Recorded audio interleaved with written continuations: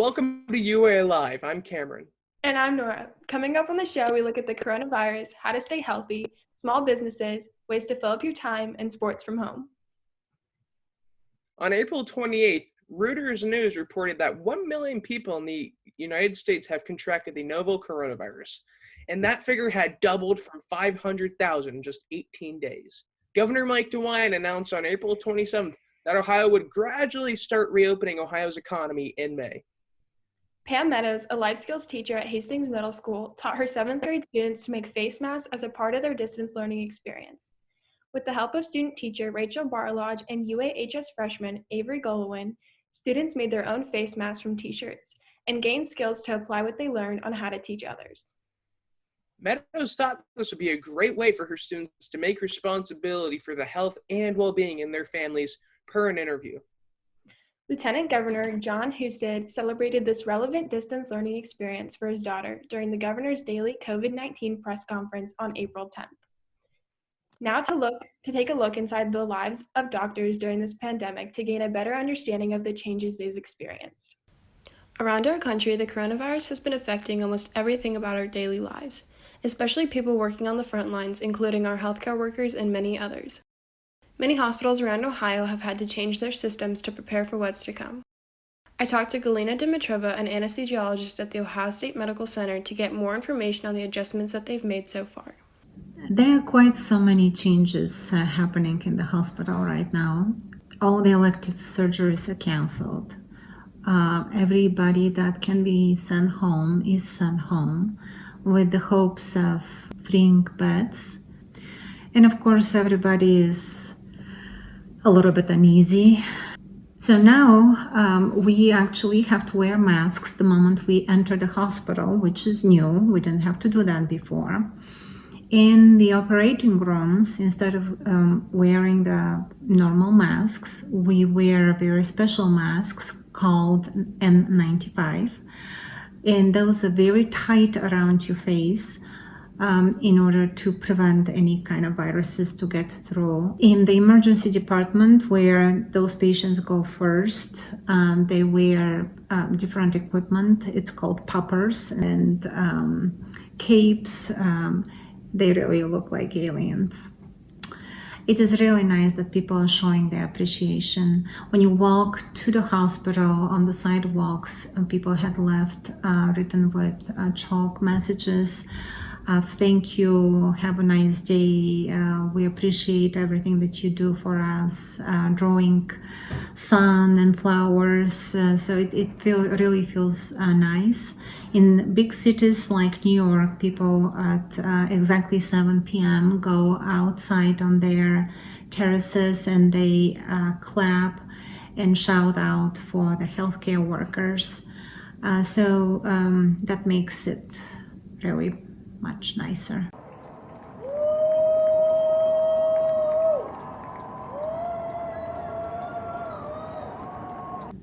So the healthcare workers are really busy taking care of those patients, but anybody can help, even if you don't know anything about healthcare.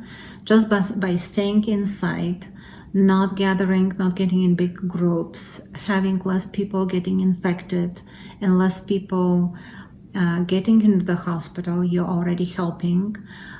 Trying not to use medical grade masks, but to sew your own at home and use cloth masks when you go around really helps save some of those masks for the healthcare workers. So when they need them, when they actually are with the patient that has the infection, they are protected so they can continue taking care of those patients. And all these messages of encouragement, of appreciation, really decrease the stress that the healthcare workers are going through every day. You can check out the Ohio State Wexner Medical Center's website for more information about what's going on in our hospitals. You can help out our healthcare workers the most by staying safe and staying inside. This has been Nora Dimitrov reporting from the WARL. Thank you to all the frontline workers that are sacrificing their time for helping others. We can all chip in by following the social distancing orders. One way that UA residents have been spending their time is by making homemade masks and medical gowns for hospitals and other UA residents. Many local businesses have helped out by reducing prices or donating items that can be used to make these masks and gowns. You can donate homemade masks to local nursing homes and doctors' offices and check out the World Health Organization's website for more details. Now to toss it to sports with the Jacks. On March 25th, Upper Arlington football named Justin Buttermore the new head football coach at Upper Arlington. Buttermore succeeds Jeremy Scally, who led UA to an overall record of 6-4 in his only season at Upper Arlington. Buttermore is bringing in a highly successful career record of 151-55. On April 20th, UA schools posted on their social media that they were going to turn on the stadium lights to honor the class who was impacted by the pandemic. Seniors met at the parking lot to watch and remember their last few months of high school. Lights were turned on at 8:20 p.m. and stayed on for 20 minutes. With the news of no students going back to school this year, and with OSA canceling their spring sports season, means all senior spring athletes won't have a send-off for their senior season. This adds to the list of things that seniors around the country will miss this year. For many, this is the end of the road for their sporting career, but for the select few, they're lucky enough to play in college. Although we are going through tough times, there is always light at the end of the tunnel. So for every senior, we are proud of all that you have accomplished, and for those continuing in college, we can't wait to see what you will become. With all spring sporting trips canceled, the softball Bears were supposed to go to Myrtle Beach, as they have in the past, but that obviously could not happen because of the pandemic. After Coach Strang talked with some of the parents on the team, he has decided that the team trip next year will now be to Florida. So next year, as long as everything is good to go, the softball team would be doing spring training a little further south in Tampa, Florida. With all sports on pause, fans need something to watch. Fox Sports Ohio and Sports Time Ohio have started to rerun events that have taken place in the last couple of years. Fox Sports is replaying Cincinnati baseball games from 2019. They also replayed the Columbus Blue Jackets' first-round sweep of the Tampa Bay Lightning from the 2019 NHL playoffs. Sports Time Ohio is replaying Cleveland Indians games from 2019 and also games from the early 2000s. Jack Norris took a look at what people have been doing to stay busy during quarantine. For the past weeks, everything has been on pause because of the coronavirus. That includes all major sporting events. So since the middle of March, the NBA and the NHL have been on pause, and the MLB has delayed the start of its season till at least the middle of May. So what have people been doing to get their sport fix? Joel Norris tells us what he is doing to stay in contact with sports. Just to kind of get my sports fix in, throwing the ball with my son Jack that's doing this interview, going out for bike rides, out for walks. We talk a lot about it, even though a lot of sports aren't going on at the moment. There's still things that leagues are doing to get ready for their seasons. So like we've talked about the NFL draft, for example, or talked about the start of the Major League Baseball season. So when it's going to start, what's that going to look like? Are they going to have fans, no fans? So just having general conversation about different aspects of kind of what's going on in all the major sports leagues. Joel also talks about what he has been watching to get his sports fix. I'm into tennis, so I watch tennis. I mean, sometimes it's good to get be able to pick up some tips. So I've been watching the tennis channel. I've watched some reruns of football games, both college and pro. Many people have been doing various activities to stay in shape, including playing street hockey, playing soccer, and playing catch. My family has been doing varying activities to keep active. My mom has been taking walks and bike rides, my dad has been throwing the baseball with me, and I have been playing street hockey in our garage to keep active. But to find out what others have been doing, I interviewed Alex Woods to find out what he has been doing. He told me that he has played soccer with his younger brother Chase in their front yard, along with playing some outdoor hockey with his brother too. Also, Alex has watched reruns on TV about the Blackhawks' historic playoff run in 2010 when they won the Stanley Cup. He has also watched the recent replay of the Blue Jackets series sweep versus the Tampa Bay Lightning last year. With all of these activities people have been doing, everyone hopes that things will be able to get back to normal soon. So for sport fans, that means the NHL and the NBA playoffs will begin. And for the MLB fans, that means the season will start and hopefully be able to play most of the year. But for now, this has been Jack Norris reporting for the WARL. Not only has reruns of sports been on TV, but the weekend of April 23rd, the sports world had something live to watch. On Thursday, April 23rd, many fans got a glimpse of their team's future with the first round of the NFL draft was held in the Commissioner Roger Goodell's basement. This was the first time in the draft's existence that it was held virtually. But when it comes to the draft itself, 3 Buckeyes were taken in the first round. Chase Young went second overall to the Washington Redskins, and Jeff Okudah went third overall to the Detroit Lions. Also, former Ohio State quarterback Joe Burrow was taken with the first pick when he was selected by the Cincinnati Bengals. Later in the draft, the Cleveland Browns took Jedrick Wills with the 10th pick. The draft ran from April 23rd till April 25th. With the NBA season halted, basketball fans want something to talk about. So Colin and Cameron discuss who they think should have won the NBA MVP. Tom Brady made the move down south to play for the Tampa Bay Buccaneers. Brady had a historic run in New England with 6 Super Bowl rings, 3 MVPs, and the title of the greatest quarterback of all time.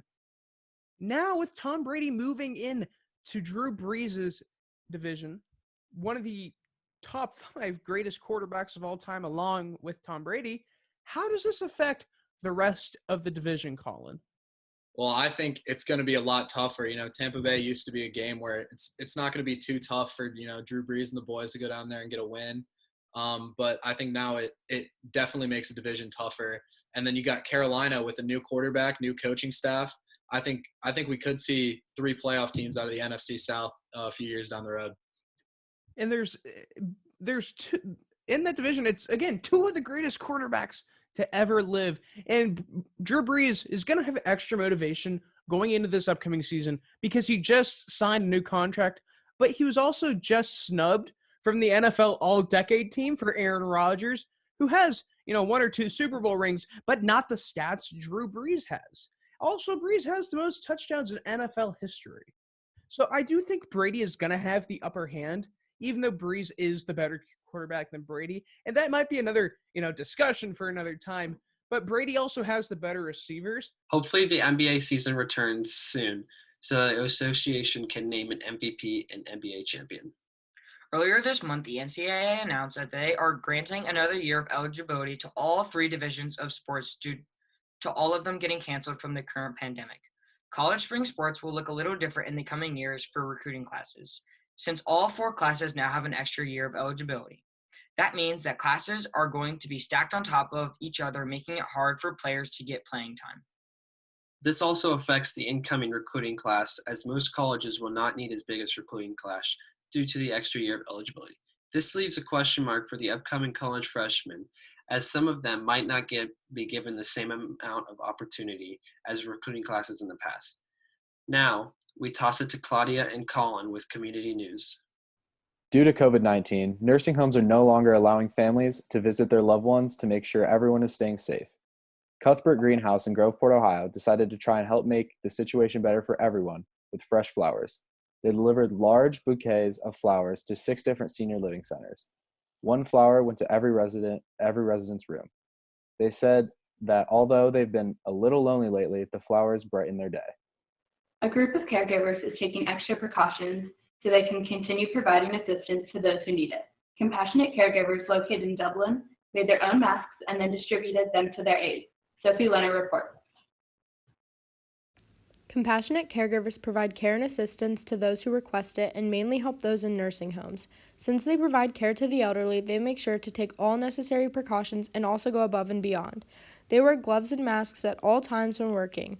They make sure to keep up with the guidelines given by the government to keep the elderly healthy. We now hear from employee Susan Leonard.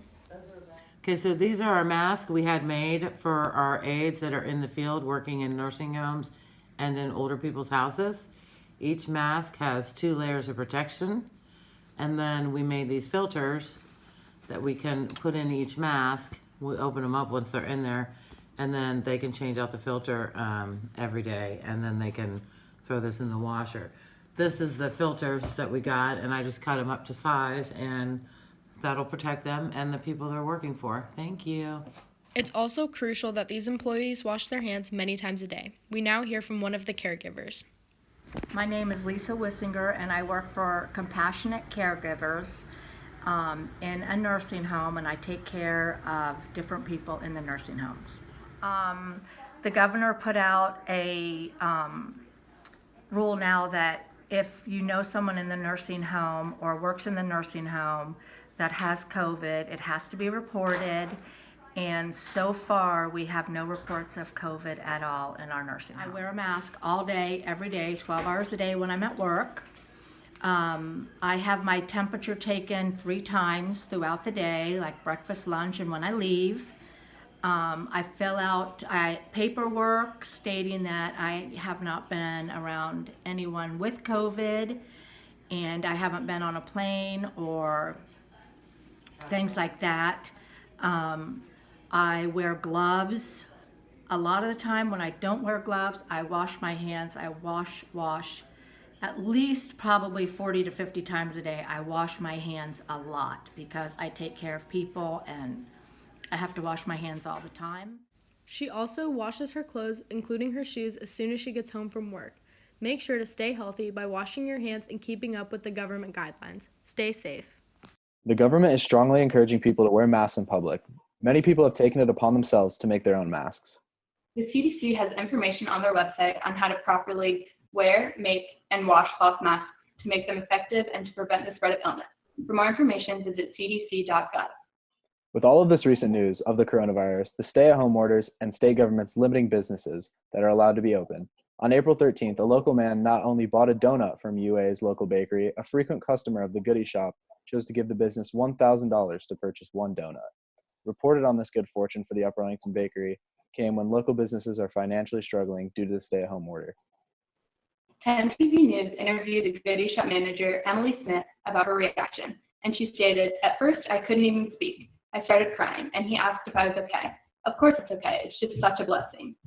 I took a look at what some local businesses are doing differently and how they've been affected by the changes due to the coronavirus." Local businesses in and around Upper Arlington have been affected by the constant changes in coronavirus. Many businesses have switched to curbside pickup and carry-out only, and some businesses have closed until further notice. A local business owner shares what he is doing differently and how his business has been affected.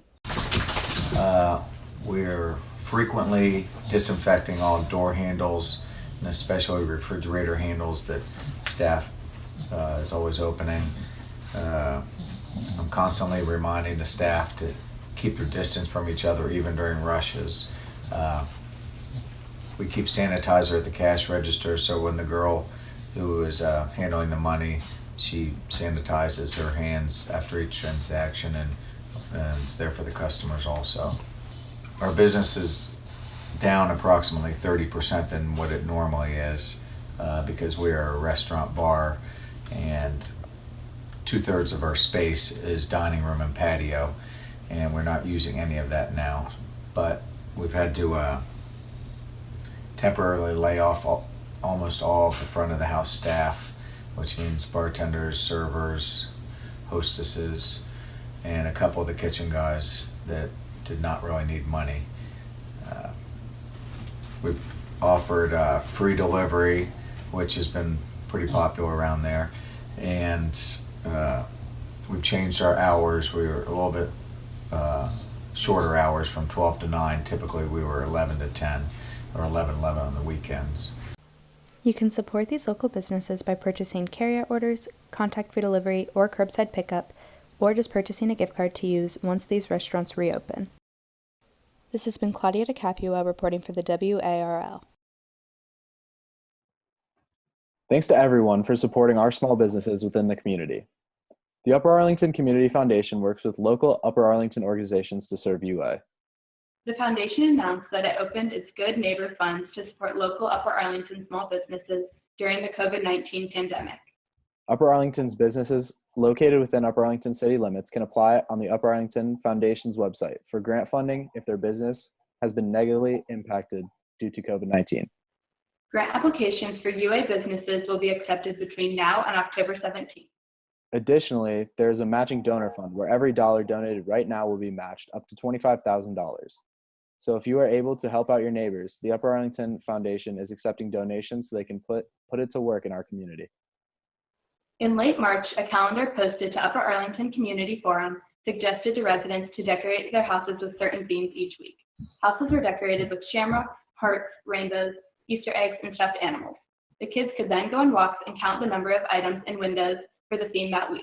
Residents have posted craft activities and ideas, including having kids write notes and draw pictures to be sent to nursing home residents, doctors, and nurses.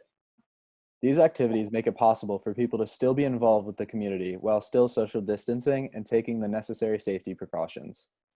Some local businesses are selling pre-made meals or meal kits that you can purchase to make cooking at home easier. This allows the community to support local businesses while still cooking at home. Now to Mia with Lifestyle.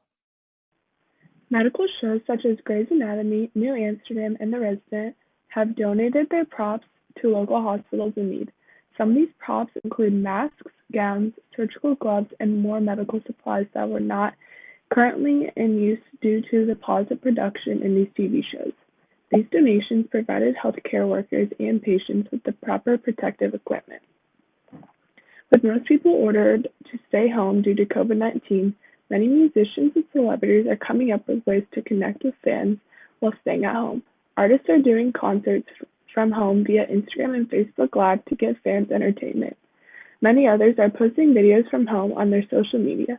A recent concert was the Warner Music Festival with headliners including Cardi B, Ed Sheeran, and Bruno Mars.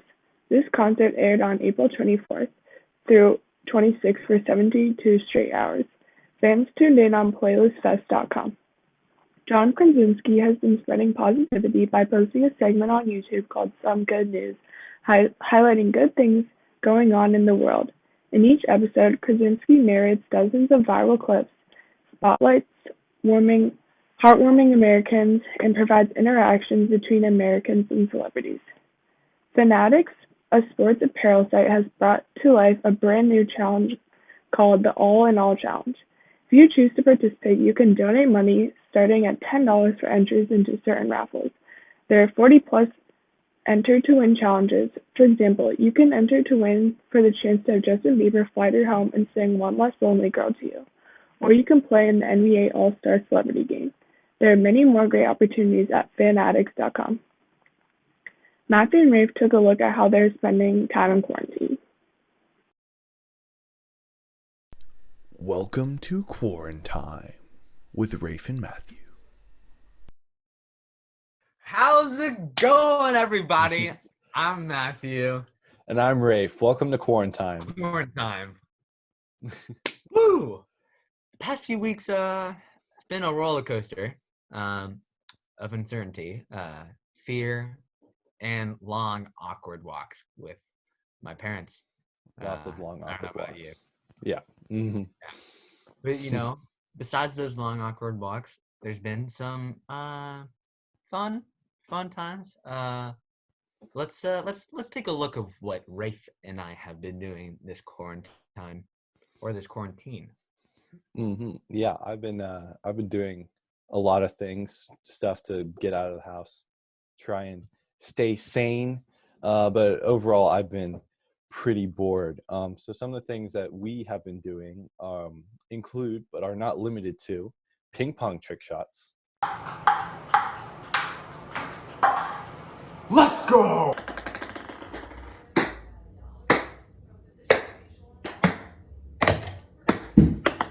Come on! Yes, Excessive gaming with the boys. Stepping up now, Big Daddy McClure. He bats with 2 outs and the winning run at second. Okay. Here's the first pitch. Oh, give me some. A drive to Yes. left. Yes. Let's go! Woo! Doing puzzles.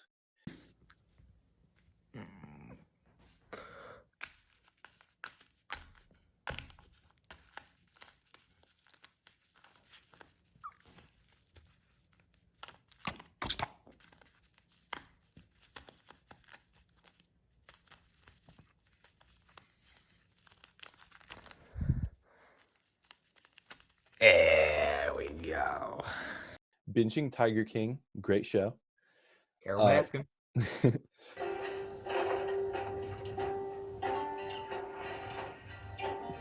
Contemplating life choices. See, if I do my homework now, I have all the time for the rest of the day. But if I don't, I'll have to do it later. I'll just do it later. Do you think that waiter remembers that one time when he said, "Enjoy your food," and I said, "Thanks, you too"? Jeez, that was embarrassing. Crying because of no sports.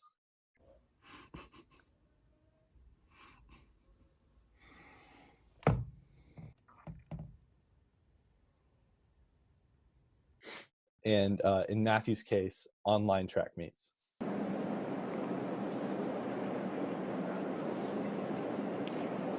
Set.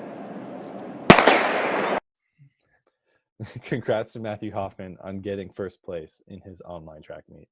Yeah, it's pretty easy. It's just me.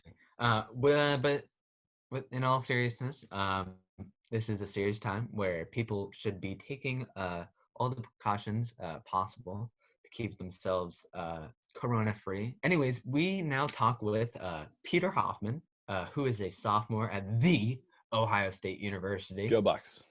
Go Bucks. And what the university has done to keep students learning during this difficult time. There are certain things I like about online learning and certain things that I don't. I like that you can do it at your own pace, and I can sleep in, and then usually I'd have an 8 a.m., but now I can sleep in and do it whenever I want. I can sleep till 11, then take it at 12. It's also a lot easier. All the exams and stuff have switched to Open Note, which is kind of nice. What I don't like is it's easy to get distracted when you're at home with family and video games and stuff like that. It's easy to not stay on top of your work. Also, when you're in class, you get constantly reminded by your teachers when you have upcoming assignments. And now that it's online, you kind of have to hold yourself accountable, which can be hard to adjust to. Thanks, Peter. With school from home starting up for many students, most students might feel overwhelmed. So something that I've been doing to kind of keep myself on track is making a schedule for myself. So I have all my classes, all the days of the week, and that really helps me need to know what I do or what I need to do throughout the week, so I don't miss any assignments. Yeah, that's I'm in the same boat there, except I'm just trying to keep myself organized. Trying to keep up to date with what my teachers have given for assignments. And, if you guys are in the same boat, just ask your teachers questions. They're there for you to help you guys out. And, you'll get through it. We got this. Thanks for joining our first episode of Korn Time. Tune in next time. And this has been Matthew Hoffman. And Rafe McClure. Reporting from the WARL. Yeah. Woo! This has been Korn Time with Rafe and Matthew. If you want to stay active, you can download the free Nike running app to help keep you motivated. This app provides guided runs with a tracker and a pace setter. That's it for lifestyle, and now we kick it back to Maine. Next show, we'll talk more about the coronavirus and updates on Ohio's reopening. That's it for this edition of UA Live. Thanks for tuning in.